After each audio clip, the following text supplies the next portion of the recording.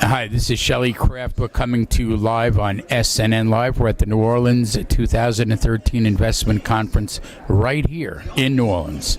I have with me Tom Garlock of Global Food Exchange, a private company. Welcome to SNNLive. It's great to be here. Thank you so much. So tell me about the Global Food Exchange. Food Exchange is primarily solving the problem that occurs when natural disasters take place around the world. People die because of a lack of food, water, and shelter. It just doesn't get there as quick as we would like. So the exchange has provided a prepackaged way to deliver food, water, and shelter to victims of natural disasters. So lives are saved and we come away with a few profit dollars. So how do you make money?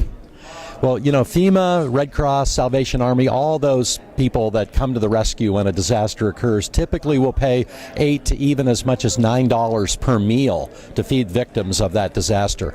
We are selling that same food or better food to them in the $5 to $6 per meal range. So we make our money in that we're buying these foods in the range of $3 to $3.50 per meal. We sell at $5 or $6, saving the customer money. But what they really like most is that lives are saved because food arrives in a couple of days rather than a couple of weeks. So what role do you play? I'm a fund manager, so I've brought investors together. Our fund invests in these 40-foot containers of food, water, and shelter that we store in strategic locations around the country, eventually around the world, that'll be delivered to victims of natural disasters through the big aid agencies. So now what typically differentiates the food that the Global Food Exchange uses versus what FEMA might buy from a competitor, if there is a competitor? Great question. Until now, this is the really first time that freeze-dried food has been packaged, stored in advance in preparation to deliver to the companies that come to provide relief at the time of natural disaster. So freeze-dried food, much healthier for you, also has a 20 to 25-year shelf life. People seem to enjoy it much more than the MREs and other food that FEMA's delivered in the past. So in other words, this is like based on, you know, I'm gonna share with you, it's like rations in a way, but it's not because it's freeze-dried, and it's like, it reminds me of the food that they used to eat on satellites in a way, right? I mean, you know, in spaceships. Well, this I would compare more to what you might find if you were going to go on a backpacking or a camping trip, but they're packed in much higher volume, and the technology and storage of food has come a long way in just the last few years. So it's using the best technology, freeze-drying the most wholesome, healthy food that you can get.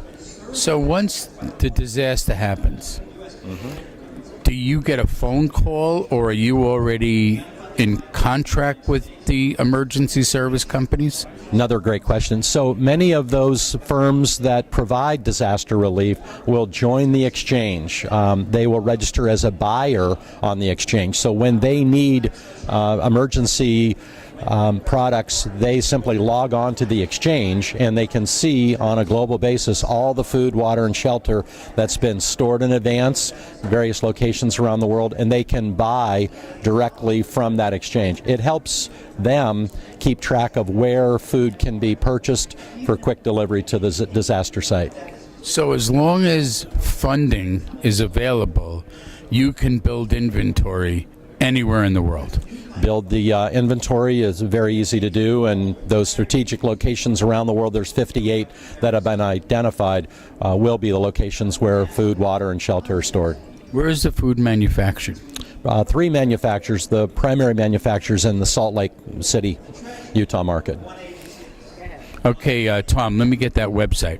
That's www.globalfoodexchange.org.